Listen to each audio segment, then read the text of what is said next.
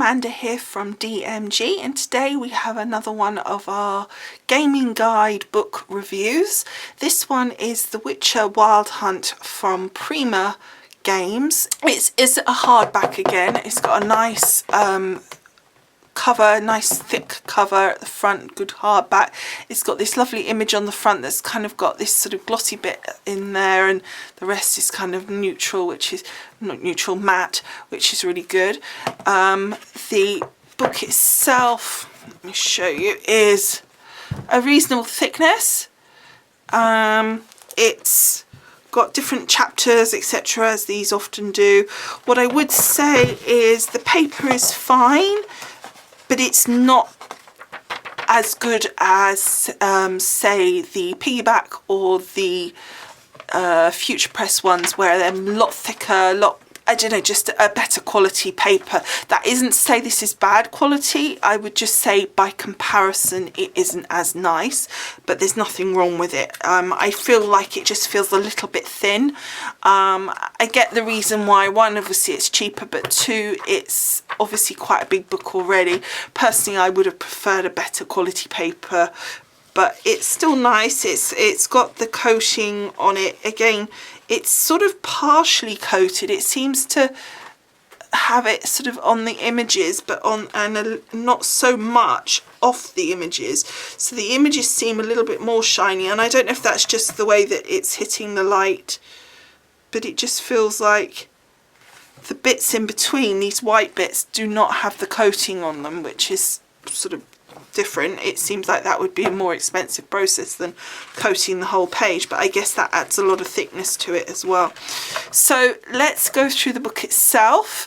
I obviously would say that by going through a guide like this, you may get some spoilers. I do try really hard to limit that, not to show sort of like, if we go through the quest section, I try to show the early ones, the very first ones, just to show you how they lay it out, etc. So that shouldn't give away too much, but obviously there's always a risk that you might see something, so just keep that in mind when we're doing this video. So as I say, I'll do my best, but it's never 100%. So we have here the table of contents. So what it's saying is it's got a foreword, introduction and characters, how to use the guide, training, so talking about the character abilities, etc., quest walkthrough, atlas, so maps basically, appendices and compendiums, so things like bestiary, I never can say that, things about Gwent, etc. Then the art of the Witcher, so that's the great last section that has some really nice images from the sort of like watercolor and painting images, you know, actual art images, which is kind of cool.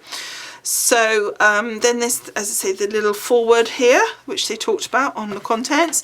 Then we get into the introduction of the characters.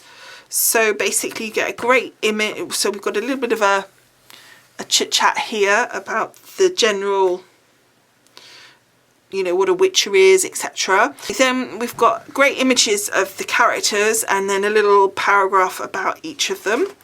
And then here we've got obviously sort of more subsidiary characters, so there's slightly smaller images, and it sort of breaks them into categories. So here we have sorceresses, so they have those, Nilfgaardians, etc. So that's kind of fun. And more there. Again, I don't want to go too much into those because I don't want you to see too much. Then we've got the how to use the guide. And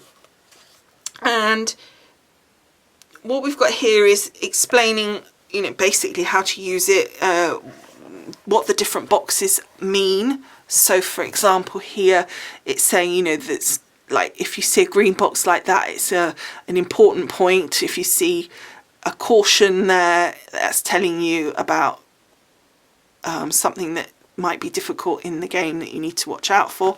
Then they've got a quest overview, and they've got it basically in alphabetical order. and the legend here tells you, you know, whether it's a secondary quest, main quest, treasure hunt, etc. So you've got that colour coding at the side. But basically then, if you come across something when you're actually in game, you can use this, obviously go down, find it under alphabetical order. Okay, that's a secondary quest. This is, and then it says what page you'll find it on, so that you can find that information. So if you don't want to use the guide, you know, literally step by step all the way through, but you've come to a point that makes you sort of got stuck, you can actually look up that specific thing only. So that's kind of helpful. And then this is again more about how to use the guide. So it's talking about the critical path, secondary quests, all about the atlas, the appendices and compendiums, etc. So then we get to the training section, which says surviving as a witcher, and we've got this fabulous image here, which is just like a big double page, and then we've got just a little bit of a paragraph explaining what that all means, and it then sets out basically things like here, difficulty settings, what they actually mean, what the HUD is, and you know, all the individual elements and what they are, and details information about that. Then the controls, this is PC controls.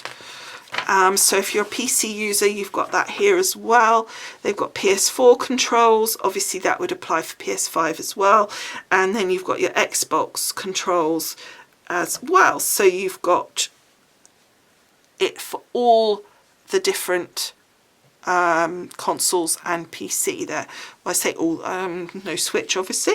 And then it tells you sort of about movement, so on foot, sliding, climbing, riding, boat, horseback, which strikes me as the same as riding. Perhaps I didn't see riding. Oh, it says riding automatically, okay. Which are sensors, notice boards, etc. So interactions, conversations,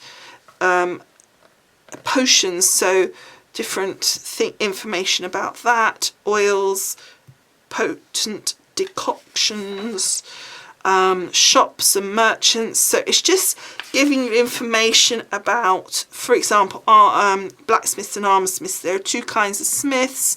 Armor smiths can do blah blah blah, blacksmiths can do X, Y, Z. So it's again just giving you information about what they are, what they do, etc. So it's just helpful. Then like ingredients up here, workbenches, so lots and lots of stuff, equipment, tips for alchemy, crafting, meditation. I mean, so much information here. Melee, so all about your combat, quick item slots, signs, counterattacks. Signs, I believe, are like magic. And then other information, which I'm not going to talk about because I don't know if that's a giveaway thing, so I'm going to ignore that. And all the way through, you've got these great images as well, which is really cool. So it's full of fabulous colour pictures, and then it tells you about Gwent, who plays it, how it's played, deck types. So that's kind of cool. That's just again just information that's really helpful. I think it may go into this in a bit more detail further on in the book, but I may be wrong on that. And then character ability, so again it's just telling you how this works at this point. So it's saying, you know, how to level up, diminishing returns, etc, etc.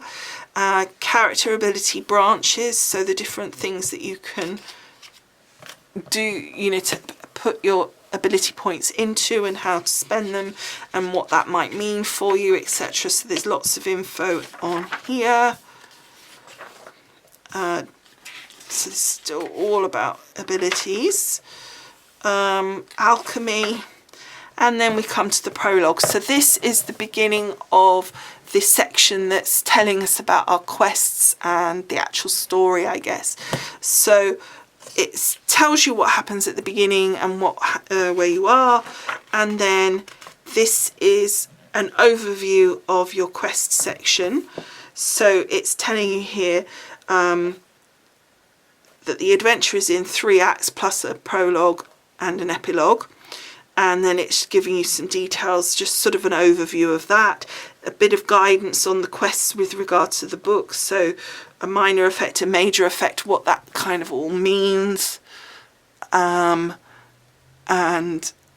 just different information here about how they've written the book, really, and so that you can read it and understand it. Here's a list of your quests that are available, and where it is, so prologue, act 1, act 2, act 3, sorry, act 2 again, act 3, and then presumably somewhere is the epilogue. I don't know, it said there was an epilogue, I'm sure, but anyway, so it's got all your quests there set out, and again page numbers for them, so that's kind of helpful, and it tells you some are in blue and some in red.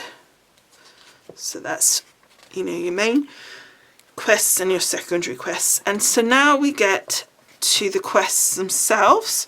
So again, I'm not going to go into massive details on this because I don't want to spoil anything. So we're just going to take a look at this first one in the book here.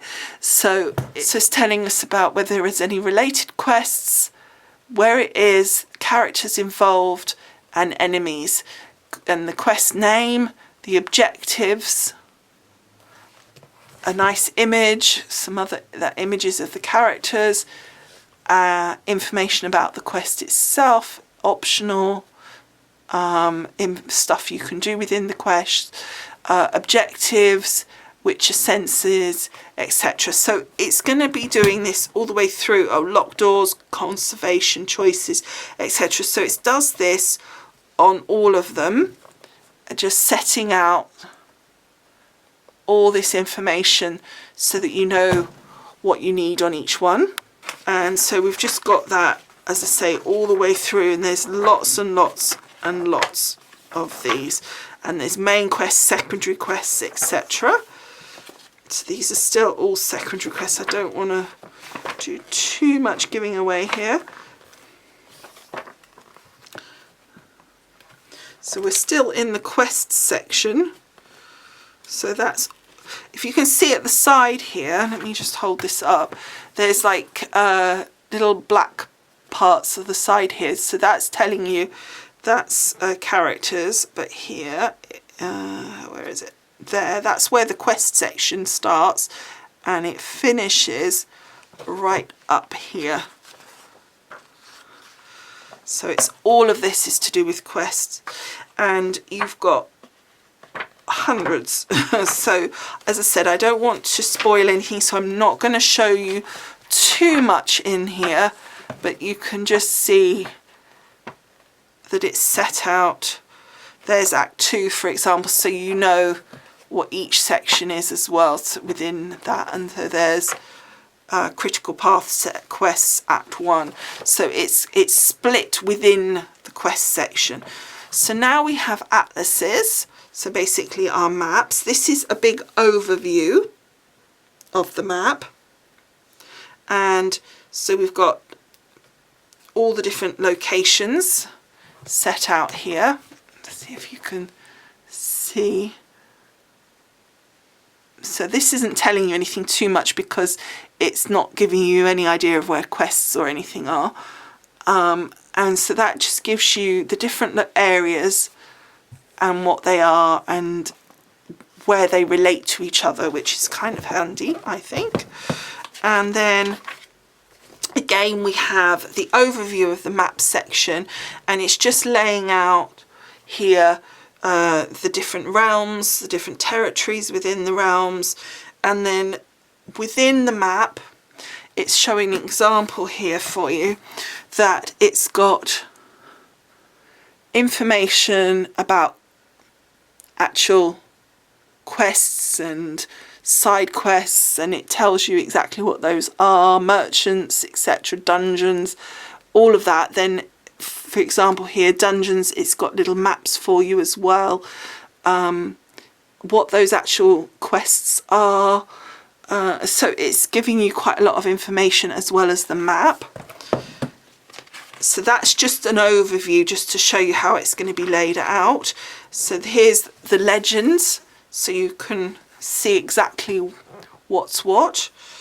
And then we start on the actual map. So again, here what we have is, here's the, again, I think this is the first area, so I'm not going to be giving away too much.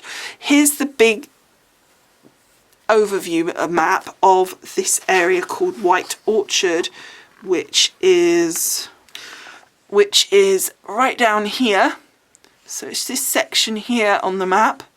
So it's just one little bit down there, and then they've zoomed it in here, but within that is even more areas. And so then, for example, here is the village of White Orchard, so it's that section there, and so then they map that and put in all those details that we talked about that were in the overview. And again, doing the same for all of these areas within this small part, and then again for the next area, etc. So I don't want to show you too many of those, because again, I don't want to do too many spoilers for you, but since that's the first area as I understand it, I don't think that's going to be too big a deal, and it just gives you an idea how it's laid out. And as I said, you've got the quests, etc. down the side, so it's got lots of info there for you, and that goes on till here. So another big section. So lots and lots of info. Oh, just to show you, there's a dungeon, for example. I'm not going to close in on it so you can't see it too much, but that's how that works. I think I showed you that on the overview. And then we have our appendices and compendiums. So we have things like the bestiary, so all the different creatures, people, non-human people that you come across, and basically if there's combat involved, what those tactics are, just about it generally. So for example, I imagine it's fairly obvious there'll be something like a bear, so have a look at the bear here. We've got loot, so what you get from him, subspecies, environments, vulnerabilities, combat tactics, just generally about it, and obviously some images. So that's quite good fun. I don't want to again show you too much with regard to the creatures, because I don't want you to get spoilers on that.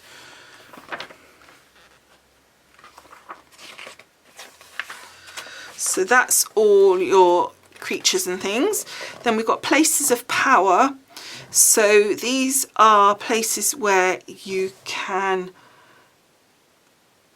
draw magic apparently, and basically upgrade your character, so Gelt. So that's just telling you where those are. It's also suggesting that you might want to go there fairly quickly.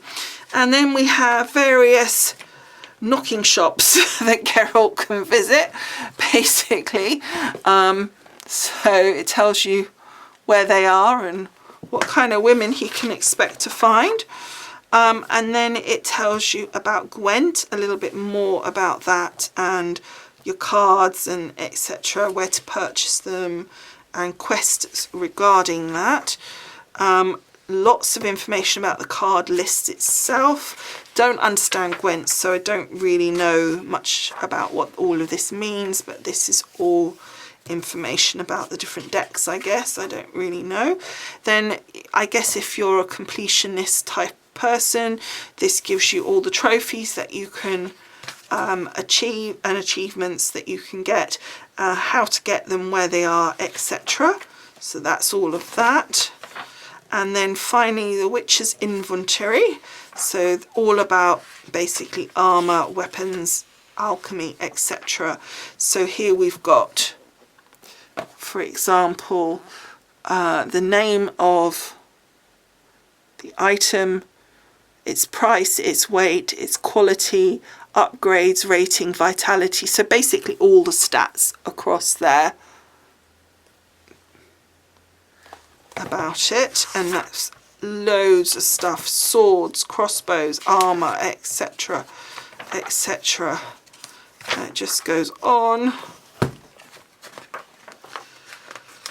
Alchemy stuff, potions, bombs, and then finally mutagens, whichever that is. And then the next bit is the art of the Witcher Wild Hunt. So this is some beautiful artwork. It says pre-production sketches and watercolours.